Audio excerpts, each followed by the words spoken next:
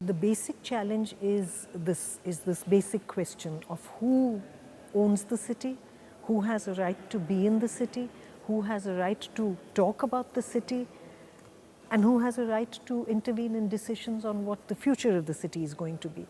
So really the challenge is that the classic patterns of exclusion and inclusion which have been shaping society in India are replicated in terms of physical exclusion and inclusion within cities. And the way in which these standard processes of exclusion and inclusion are interacting with forces that we've seen coming to a head in the last 10 years is creating new patterns within cities.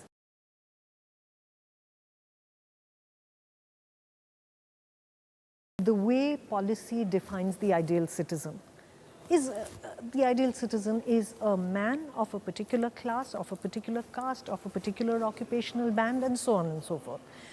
The way in which physical space in the city is organized, the way in which the economy of the city is organized to completely exclude the care economy and all of that part of work which never comes into market transactions and money. No, it is the assumption that work is work that is done for money and work that is done in the market, and primarily work done by men. So many of the assumptions behind urban planning themselves exclude women by constructing the average in a very male way. In a patriarchal framework, it's these definitions: who is the citizen, what is work, it's definitions of who you are doing things for and what you are engaging with, which really exclude women. So for instance, what is known now because of the work of several feminist economists as male breadwinner bias.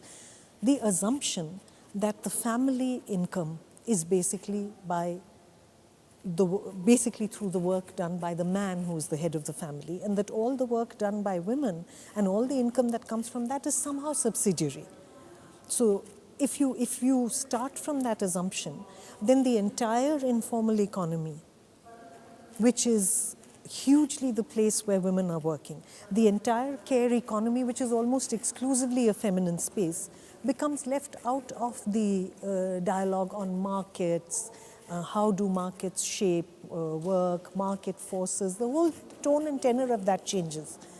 So it really is structurally embedded patriarchal frameworks within economics, within planning, within urban studies, which are designed to exclude women's perspectives, women's experiences, women's priorities, and so on.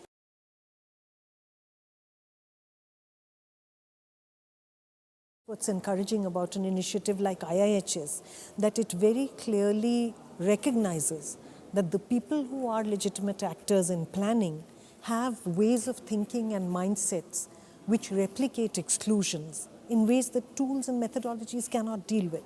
I mean, you can use a participatory planning tool or methodology in a completely participatory way, but nevertheless replicate exclusions and biases. So what I found really interesting about the conversations in the last 2 days is that implicit recognition that this is something we have to address.